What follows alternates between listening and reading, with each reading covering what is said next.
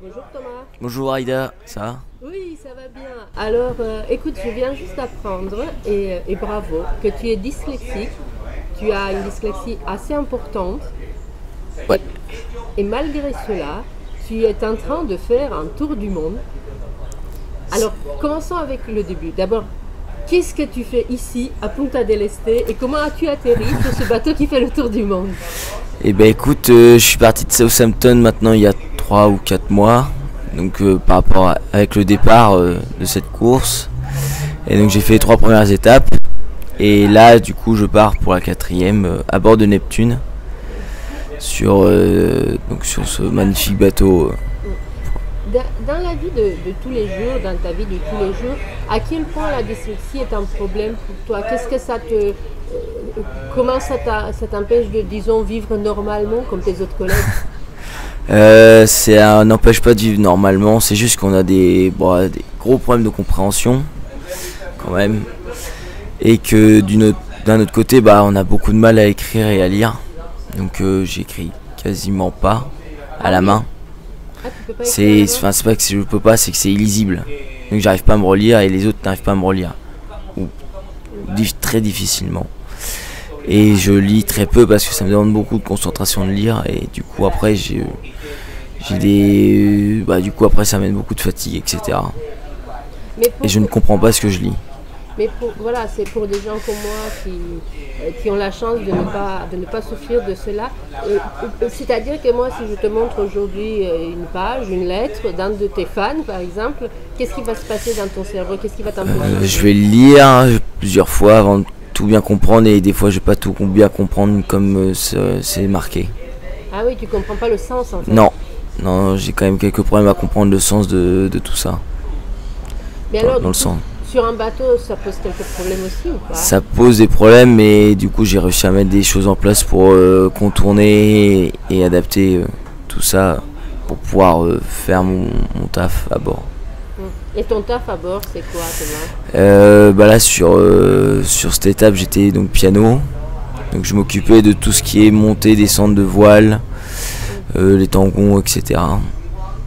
Et sinon après, de base je suis marin professionnel. Ah, mais dis-nous un peu plus. Qu'est-ce que tu fais de base? Parce que je n'osais pas te demander. À 20 ans, généralement, on est encore à l'école. Avant, en fait, j'ai fait un lycée maritime à La Rochelle. Donc là, j'ai pu avoir mon capitaine 200 et mon capitaine 500. Donc j'ai fait un bac pro là-bas. Et après, je suis parti faire un BTS en construction navale au lycée Aristide Voyant à Saint-Nazaire en alternance avec Naval Group à Lorient, où j'ai dû abandonner le BTS à quelques mois des épreuves parce que c'était trop compliqué pour moi. De suivre à De cause de la suivre, dyslexie. de suivre avec la dyslexie et tout ça, j'ai vraiment galéré. Et du coup, je suis parti travailler à la Brittany Ferry et puis avec différentes boîtes de Lorient pour naviguer en charter sur des bateaux magiques. Donc voilà. Et comment tu as eu vent du projet Neptune? Parce que donc aujourd'hui, tu es sur Neptune, ce bateau qui navigue depuis presque 50 ans, Oui. qui fait en ce moment le tour du monde. Comment as-tu su? Et Est-ce que tu leur as dit que tu étais dyslexique? ah ouais, je leur ai dit. En fait, au début, j'étais sur un premier projet donc qui était Esprit d'équipe. J'avais beaucoup de mal à pouvoir y aller parce qu'avec avec les études, c'était vraiment compliqué. D'aller de La Rochelle au Sable d'Olonne pour D'aller non, c'était de Saint-Nazaire au Sable parce que j'ai de bosser, j'ai bossé au maximum pour faire avancer mes cours, etc.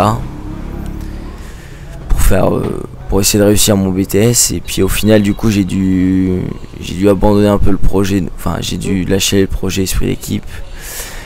Et puis au final, j'ai repostulé pour le projet Neptune parce que c'était beaucoup plus près. C'était entre donc Lorient et Saint-Nazaire. Et donc du coup, ça m'a permis de pouvoir bosser davantage sur mes cours, etc. Tout en préparant le tour du monde d'à côté. Donc c'est... Est-ce que Thomas, je t'ai vu hier soir à l'apéro des jeunes sur le ponton, c'était très beau, vous aviez tous 20 ans, vous étiez des jeunes d'Angleterre, des jeunes de France, de Penduic, de Maiden, de partout. Et toi, tu étais très bien intégré. Est-ce que de la dyslexie, ça te pose aussi des problèmes d'intégration dans les groupes ou pas du tout? C'est juste les chiffres et les lettres. Ouais, non, si, ça peut apporter du problème. Bah, j'avais du mal à m'intégrer dans les classes, etc. quand même. Ou bah, on est quand même. C'est un peu compliqué là-dessus.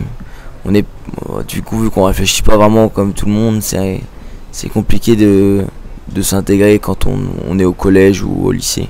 Surtout au collège. Mais est-ce que ça, c'est parce qu'au collège, comme tu as du mal à lire ou à écrire ou à faire des choses, du coup ça te met un peu en arrière de la classe? Et du coup, est-ce que c'est plus facile en mer? Parce que là, pour hisser les voix, il ne faut pas tellement de chiffres. Bah, c'est ça. Tu te sens plus à l'aise. C'est ça. C'est ça. Non, c'est sûr que le collège et tout ça, c'est quand même une période assez compliquée là-dessus où on met en place plein de choses et tout ça, et puis on comprend pas tout, et etc. Que du coup, sur un bateau, il faut le faire marcher. Donc, à un moment, il y a pas besoin de savoir lire et écrire, quoi. On peut s'en passer. Donc voilà.